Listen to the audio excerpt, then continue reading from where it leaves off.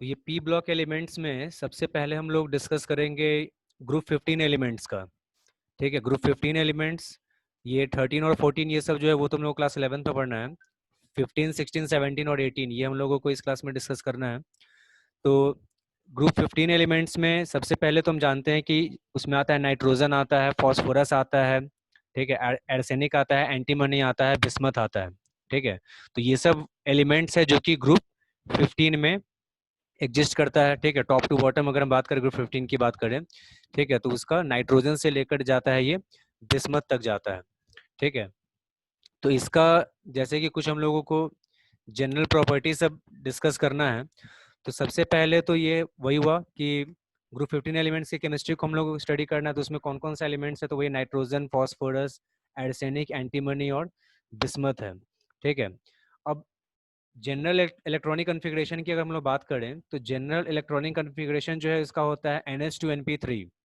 ठीक है, जनरल इसका इलेक्ट्रॉनिक कॉन्फ़िगरेशन जो है वो NH2NP3 होता है। ठीक है, तो ये जो NH2NP3 है, तो इसमें P सबशेल जो है वो हाफ फिल्ड है। ठीक है, तो हाफ फिल्ड है तो इसका मतलब S तो फुल फिल्ड है और P सबशेल हाफ फिल्ड है। इसका मतलब ये स्टेबल कॉन्फ़िगरेशन है। ठीक है, इसको लेके ये चीज़ हम लोग डिस्कस किए भी हुए हैं कि NH2NP3 इसका होता है, ग्रुप 16 वाले का NH2NP4 होता है।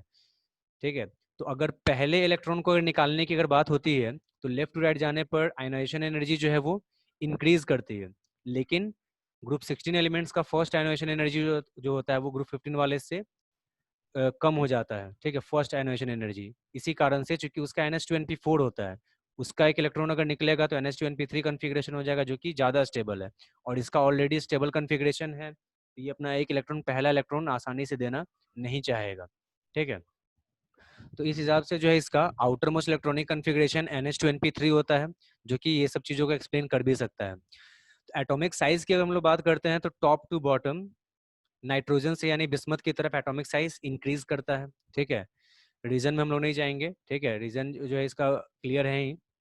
फिर इसके बाद इलेक्ट्रोनेगेटिविटी की अगर बात है तो इलेक्ट्रोनेगेटिविटी जो होता है वो टॉप टू बॉटम डिक्रीज करता है। ठीक है, और आयनाइजेशन एनर्जी भी जो होगा वो टॉप टू बॉटम इंक्रीज करेगी।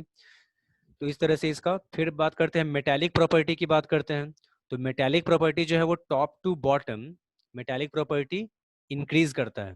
ठीक है, इंक्रीज, तो इसीलिए नाइट्रोजन और फास्फोरस का यहाँ पे देख सकते हैं, नाइट्रोजन और फास्फोरस जो है वो नॉन मेटल्स है। फिर उसके बाद एर्सेनिक, एंटीमनी जो है वो मेटलॉइड है, और बिस्मथ जो है वो मेटल है।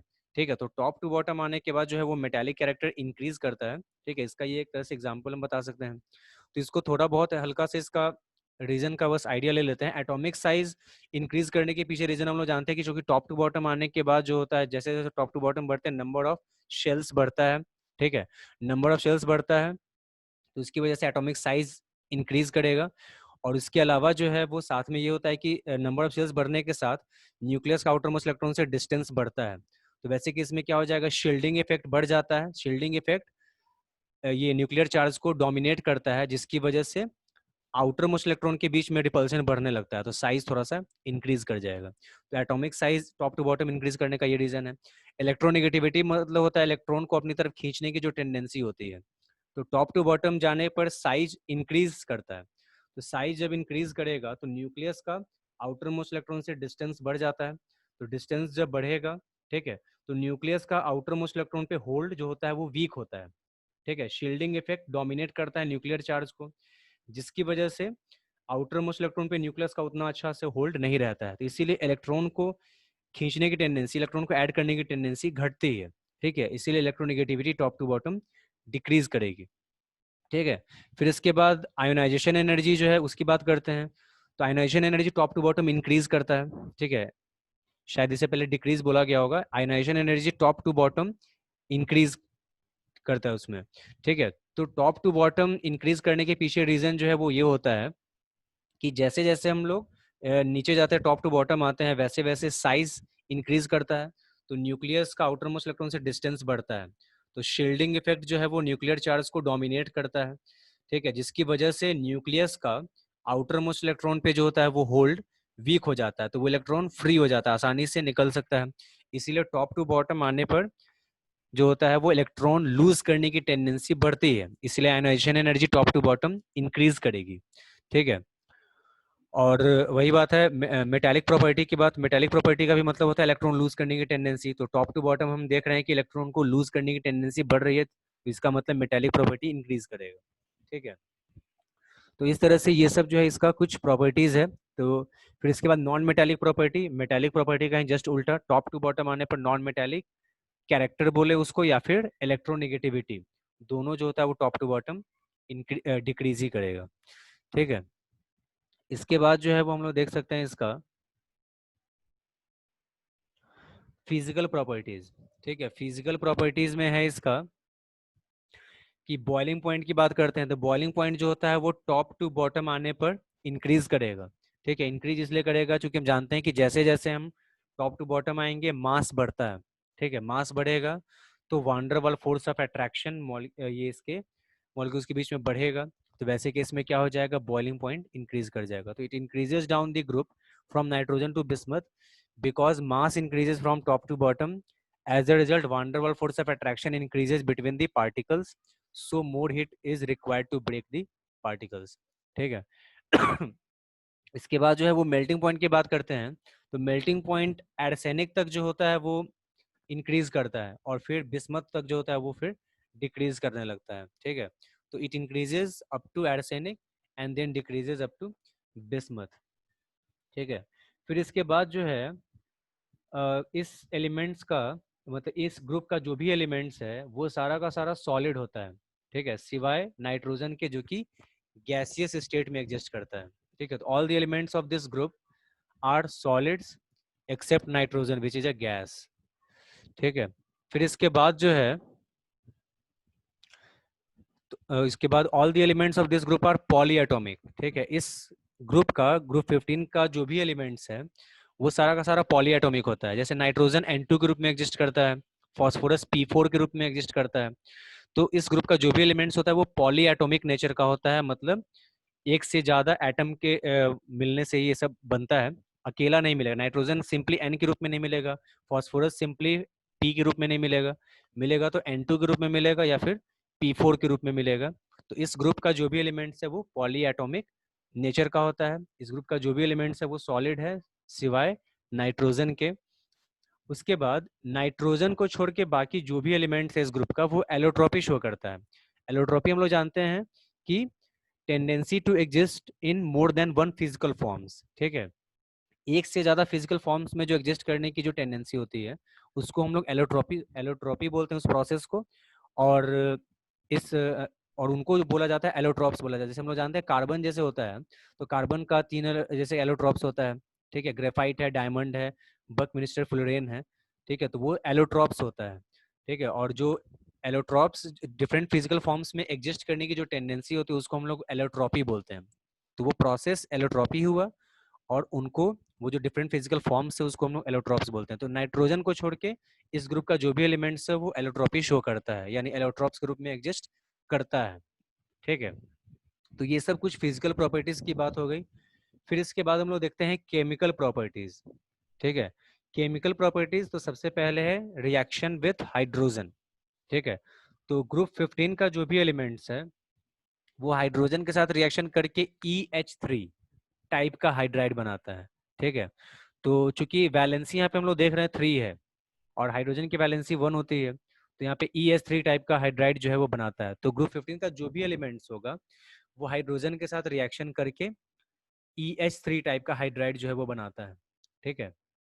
तो वही है इसका, जैसे NH3 होता है, PH3 होता है। ठीक है। BiH3 होगा। तो इस ग्रुप का जो भी एलिमेंट होगा इसी टाइप का हाइड्राइड जो है वो बनाएगा। अब इसके बाद अगर यहाँ पे इसका देखते हैं बॉन्ड लेंथ। तो बॉन्ड लेंथ जो होगा इन हाइड्राइड्स का टॉप टू बॉटम आने के बाद इंक्रीज करेगा। चूंकि टॉप टू बॉटम आने पर एलिमेंट्स का साइज इंक्रीज करता है तो बॉन्ड लेंथ भी इंक्रीज करेगा। और बॉन्ड लेंथ जब इंक्रीज करेगा तो बॉन्ड एनर्जी डिक्रीज करेगी। ठीक है। फिर तो वही है, bond energy of this hydrides decreases down the group. ठीक है। Because bond length increases down the group, तो बॉन्ड एनर्जी जो होता है वो बॉन्ड लेंथ के इनवर्सली प्रोपोर्शनल होता है। अब इसके बाद जो है ये है, और उसी के अगर हम लोग इन हाइड्राइड्स के थर्मल स्टेबिलिटी की अगर बात करेंगे ठीक है। थर्मल स्टेबिलिटी की अगर हम लोग बात करते हैं तो थर्मल स्टेबिलिटी का मतलब हीट देने पर कौन कितनी देर तक जो है उसको टॉलरेट, हीट को कितना कौन टॉलरेट कर सकता है, हीट देने पर कौन कितनी देर तक स्टेबल रह सकता है, टूटेगा नहीं कितनी देर तक। तो जो जितनी ही देर तक हीट को टॉलरेट करेगा, ब्रेक नहीं करेगा, वो थर्मली उतना ही स्टेबल होगा। ठीक है। तो टॉप टू बॉटम आने पर हाइड्राइड्स का बॉन्ड लेंथ जो है वो इंक्रीज कर रहा है, बॉन्ड एनर्जी डिक्रीज कर रही है, इसीलिए बॉन्ड आसानी से टूट जाएगा। तो इसलिए थर्मल स्टेबिलिटी डिक्रीज करेगी टॉप टू बॉटम हाइड्राइड्स की। ठीक है। फिर इसके बाद बात करते हैं एसिडिक कैरेक्टर की, बात करते हैं इन हाइड्राइड्स के एसिडिक कैरेक्टर की। अगर हम लोग बात करेंगे तो एसिडिक कैरेक्टर जो होता है मतलब H+ देने की टेंडेंसी, ठीक है, H+ लूज करने की टेंडेंसी। तो हाइड्रोजन तो है ना, इन हाइड्राइड्स में हाइड्रोजन तो है ही, तो बॉन्ड जब टूटेगा H+ निकलने का मतलब हाइड्रोजन का निकलना, H+ उसको टूटना है। ठीक है। तो हम देख रहे हैं कि टॉप टू बॉटम आने पर क्या हो जा रहा है कि बॉन्ड लेंथ हाइड्राइड्स का इंक्रीज कर रहा है, बॉन्ड एनर्जी डिक्रीज कर रही है। इसलिए वैसे केस में क्या हो जाएगा, हाइड्रोजन के टूटने की टेंडेंसी, H+ के रूप में निकलने की टेंडेंसी इंक्रीज करेगी। इसीलिए एसिडिक प्रॉपर्टी जो है, एसिडिक बिहेवियर इन हाइड्राइड्स का जो होगा वो एसिडिक बिहेवियर इंक्रीज करेगा। ठीक है, टॉप टू बॉटम। ठीक है। तो हाइड्राइड्स का ये सब एसिडिक बिहेवियर की बात है, जो कि यहाँ पे इस चीज को मेंशन किया गया है। Thermal stability of this hydrides decreases down the group. ठीक है, इसका कारण अभी हम लोग जस्ट देखे हैं। फिर acidity of this hydrides increases down the group. ठीक है, क्योंकि टेंडेंसी जो है वो हाइड्रोजन देने की जो टेंडेंसी है, H+ देने की टेंडेंसी इंक्रीज करेगी। ठीक है, क्योंकि बॉन्ड एनर्जी जो है वो कम होती है इन हाइड्राइड्स की टॉप टू बॉटम आने पर। अब इसके बाद जो है इसका ये हम लोग जानते हैं लेविस थ्योरी के हिसाब से जो एसिडिक बिहेवियर और बेसिक बिहेवियर का मतलब होता है, जैसे कि अगर जो इलेक्ट्रॉन देने की टेंडेंसी रखता है वो बेस होता है, और जो इलेक्ट्रॉन लेने की टेंडेंसी रखता है वो एसिड होता है। ठीक है। तो अब हम NH3, PH3, ठीक है, ASH3, BiH3 सब जो भी है, इनका अगर हम इनके बेसिसिटी को अगर हम लोग कंपेयर करते हैं, जैसे अमोनिया हम जानते हैं NH3, अब NH3 जो है अमोनिया, उसको हम लोग बोलते हैं अमोनिया, हम जानते हैं कि एक वीक बेस में आता है। PH3 इसका कॉमन नेम फॉस्फीन होता है, जैसा के बारे में डिटेल में पढ़ना भी है। तो NH3 से अगर हम BiH3 की तरफ जब हम बढ़ेंगे टॉप टू बॉटम, ठीक है, तो बेसिसिटी जो होगा वो क्या होगा, इंक्रीज करेगा या फिर डिक्रीज करेगा। ठीक है। तो बेसिसिटी जो होता है वो डिक्रीज करता है, जब हम NH3 से BiH3 की तरफ जब बढ़ेंगे तो बेसिसिटी डिक्रीज करता है। मतलब यहाँ पे ये इलेक्ट्रॉन बेसिसिटी यहाँ पे हम लोग कंपेयर करेंगे इलेक्ट्रॉन डोनेट करने की टेंडेंसी के हिसाब से। जो जितनी ही तेजी से इलेक्ट्रॉन डोनेट करेगा, इसका मतलब है कि वो उतना ही अच्छा बेस होगा। ठीक है। तो इसका NH3 है, फिर PH3 है, ASH3 है, फिर SbH3 है। AS जो है आर्सेनिक का है, Sb जो है वो एंटीमनी है, और Bi बिस्मथ है। तो NH3 से ज्यादा बेसिक कम बेसिक नेचर का PH3 होगा। ठीक है। ASH3 उससे कम बेसिक होगा, SbH3 उससे कम होगा, BiH3 उससे भी कम बेसिक होगा। ठीक है। तो जैसे कि इसका अब ये क्यों ऐसा होता है, तो यहाँ पे हम लोगों को देखना है कि इलेक्ट्रॉन डोनेट करने की टेंडेंसी के हिसाब से जो जितनी तेजी से इलेक्ट्रॉन डोनेट करेगा वो उतना ही अच्छा लेविस बेस होगा। ठीक है। तो होता क्या है कि नाइट्रोजन से बड़ा साइज होता है फास्फोरस का, फास्फोरस से बड़ा साइज होता है एर्सेनिक का, एर्सेनिक से बड़ा साइज होता है एंटीमनी का, एंटीमनी से बड़ा साइज होता है बिस्मथ का। तो साइज बड़ा होगा तो ये जो लोन पेयर ऑफ इलेक्ट्रॉन है, सबके पास एक एक लोन पेयर ऑफ इलेक्ट्रॉन होगा। ठीक है। तो यही लोन पेयर जो है लोन पेयर ऑफ इलेक्ट्रॉन्स को डोनेट करना है। ठीक है। तो NH3 के केस में चूंकि साइज छोटा है तो ऑर्बिटल का साइज भी छोटा होगा, तो जो लोन पेयर जो होगा, ठीक है, वो छोटे से ऑर्बिटल के अंदर है, ठीक है, छोटे से स्पेस के अंदर है। तो वैसे केस में क्या हो जाएगा, इसके निकलने की टेंडेंसी ज्यादा होगी, ये जल्दी निकलना चाहेगा। ठीक है, चूंकि स्पेस कम है तो ये जो है मतलब चाहेगा कि जल्दी से निकल जाए, कंजेशन है। ठीक है। तो उसमें ये चाहेगा कि इलेक्ट्रॉन ये जो है बाहर आसानी से निकल सकता है, इसको कोई आसानी से निकाल सकता है। ठीक है। बाहर से एक तरह से इनविटेशन अगर कोई अगर देता है इसको निकलने के लिए, तो इसमें ये चीज बोला जा सकता है कि स्पेस बहुत कम है, ठीक है, मतलब बहुत दिक्कत है, निकल जाओ। ठीक है। तो वो इसलिए है चूंकि यहाँ पे साइज छोटा है तो ऑर्बिटल का साइज भी छोटा है, तो वैसे केस में इलेक्ट्रॉन के पास स्पेस कम है, तो ये जल्दी से निकलना चाहेगा। ठीक है। तो आसानी से किसी को डोनेट कर देगा। जैसे जैसे स्पेस बढ़ेगा, ठीक है, स्पेस बढ़ेगा। जैसे कि अगर मान लो जैसे कि किसी जगह पे अगर हम लोग को सोना है तो अगर बेड का साइज अगर छोटा हो तो वहाँ पे दिक्कत आएगी, ठीक है। जैसे जैसे स्पेस बढ़ेगा, बेड का साइज बढ़ेगा, वैसे वैसे आदमी पसर के सोने लगेगा, फैल जाएगा, ठीक है, वहां से हटना चाहेगा नहीं, ठीक है। और स्पेस कम रहेगा तो वो मतलब इधर उधर करता रहेगा, ठीक से मतलब एक तरह से बेचैन रहेगा वहां से हटने के लिए। और जैसे जैसे स्पेस बढ़ेगा तो एक तरह से फैलने लगेगा, आराम से जो है पूरा लेट जाएगा। वही चीज यहाँ पे इलेक्ट्रॉन के भी साथ है। जैसे जैसे साइज बढ़ रहा है वैसे वैसे क्या हो जाता है, ऑर्बिटल का साइज भी बढ़ेगा, तो उसके पास स्पेस बढ़ जाएगा तो वो भी आराम से फैल जाएगा, सो जाएगा आराम से, ठीक है। तो वैसे कि इसमें इलेक्ट्रॉन के निकलने की टेंडेंसी जो है वो कम होगी। तो जैसे जैसे NH3 से BiH3 की तरफ बढ़ेंगे तो एटम के साइज के बढ़ने की वजह से ऑर्बिटल का साइज बढ़ रहा है। ऑर्बिटल का साइज जब बढ़ेगा तो लोन पेयर ऑफ इलेक्ट्रॉन जो है वो डिफ्यूज हो जाएगा, मतलब एक तरह से पूरा फैल जाएगा, आराम से रिलैक्स करने लगेगा, ठीक है। उसमें मतलब एक तरह से आलस आ जाएगा, वो निकलना नहीं चाहेगा, ठीक है। इसीलिए क्या हो जाता है, ये सब लिखना नहीं है, ये समझाने के लिए मैं से बता रहा हूँ।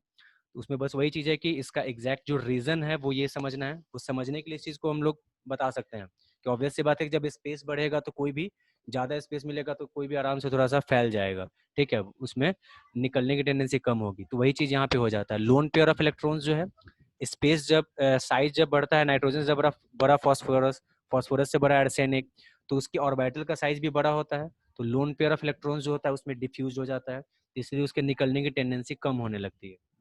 तो वही है, lone pair of electrons become diffused and hence less available for donating.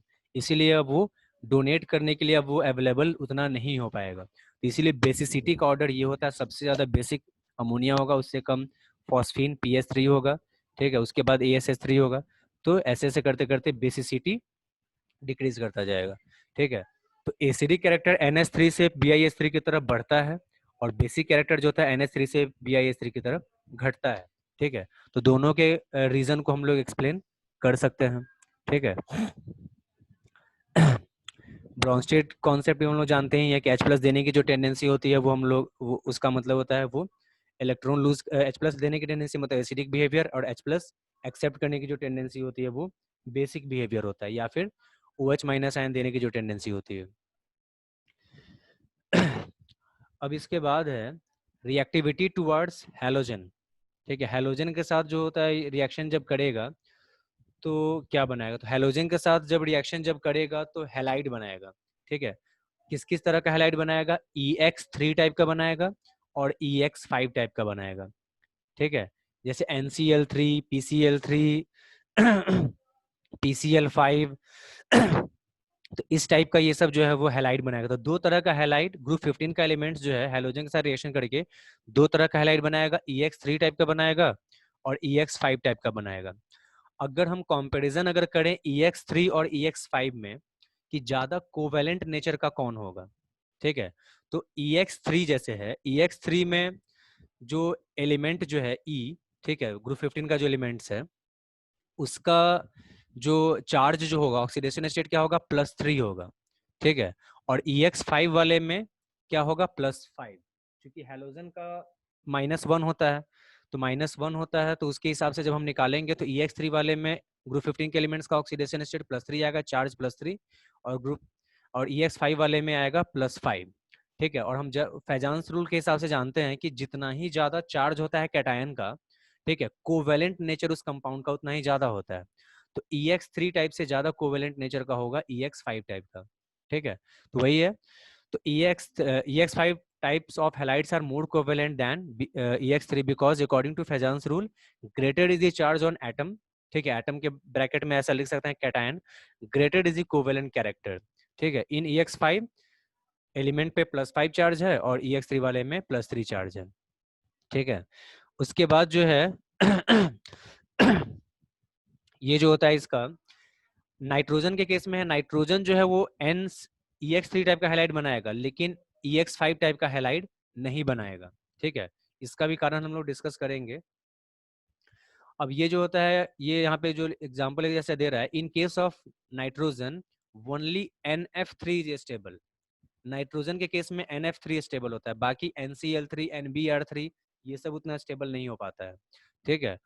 और tri halide except BiF3 are predominantly covalent, ठीक है। BiF3 को छोड़ के जितना भी ट्राई हैलाइड होता है वो सब कोवेलेंट नेचर का होता है, और EX3 टाइप वाले से ज़्यादा कोवेलेंट नेचर का EX5 टाइप वाला होता है।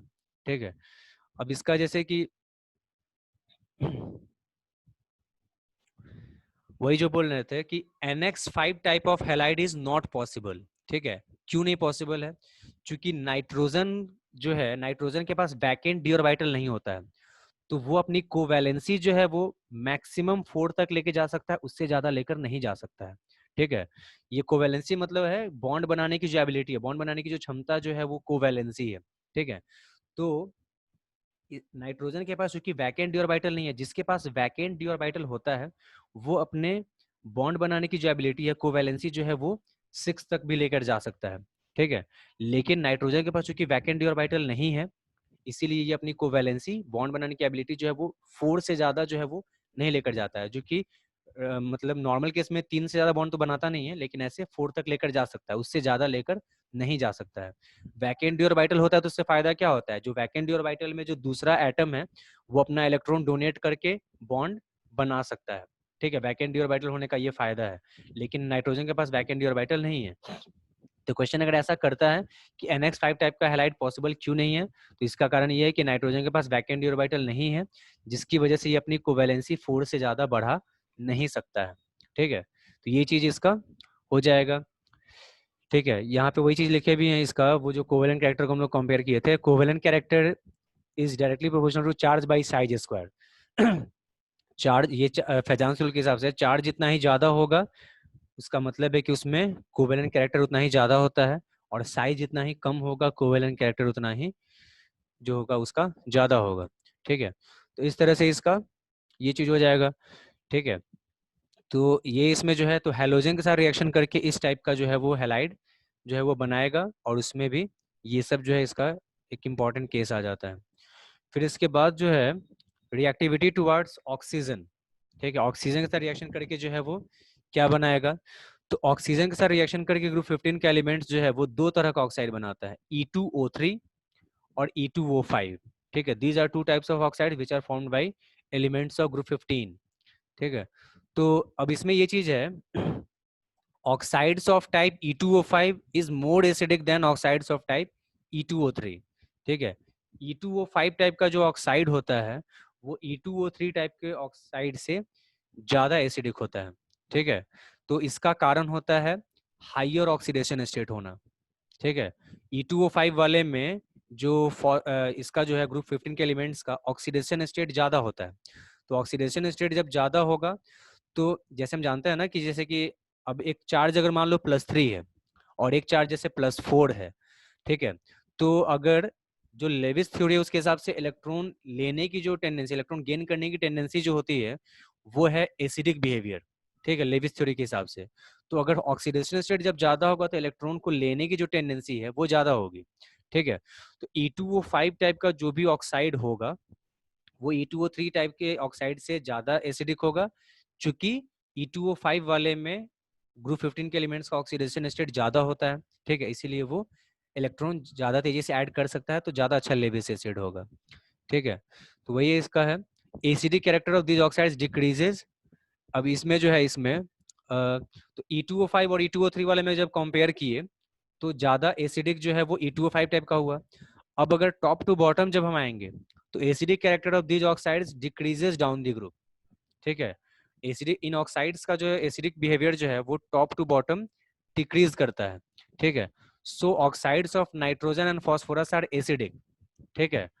और वही आर्सेनिक और एंटीमनी का जो होता है वो ये एम्फोट्रिक नेचर का होता है, और बिस्मथ का जो है बेसिक नेचर का होता है। इसको हम लोग कैसे एक्सप्लेन कर सकते हैं? इसका कारण होता है जो हम लोग जानते हैं कि टॉप टू बॉटम आने पर जो होता है वो मेटालिक कैरेक्टर इंक्रीज करता है और नॉन मेटालिक कैरेक्टर डिक्रीज करता है। और हम जानते हैं कि मेटालिक ऑक्साइड जो होता है वो बेसिक नेचर का होता है। मेटालिक ऑक्साइड बेसिक नेचर का होता है, non metallic oxide acidic nature का होता है। तो टॉप टू बॉटम आने पर मेटालिक नेचर, मेटालिक प्रॉपर्टी बढ़ रहा है। ठीक है। तो ऑब्वियस सी बात है कि जो ऑक्साइड जो होगा उसमें बेसिक नेचर बढ़ने लगेगा। तो स्टार्टिंग वाले में नॉन मेटल्स है, तो नॉन मेटालिक ऑक्साइड जो होता है वो एसिडिक नेचर का होता है। एर्सेनिक एंटीमनी जो उधर हम लोग देखे हैं कि वो मेटलॉइड होता है, तो वो ऑक्साइड जो बनाएगा वो एम्फोट्रिक नेचर का होगा। और जो लास्ट में आता है बिस्मथ, तो वो मेटल हो जाता है, तो उसका ऑक्साइड जो होगा वो बेसिक नेचर का होगा। तो इसका अगर कारण पूछता है कि एसिडिक कैरेक्टर जो है, एसिडिक बिहेवियर जो है ऑक्साइड्स का टॉप टू बॉटम आने पर डिक्रीज क्यों करता है, ठीक है, ये एसिडिक से बेसिक क्यों होता चला जाता है, तो इसका कारण हम लोग ये बता सकते हैं, ठीक है। तो ये सब इसका हो जाएगा। अब इसके बाद वाला जो टॉपिक है ऑक्सीडेशन स्टेट, उसके बाद एनोमलस बिहेवियर जो है नाइट्रोजन का, ये सब जो भी है वो सब हम लोग फिर कल डिस्कस करेंगे, ठीक है।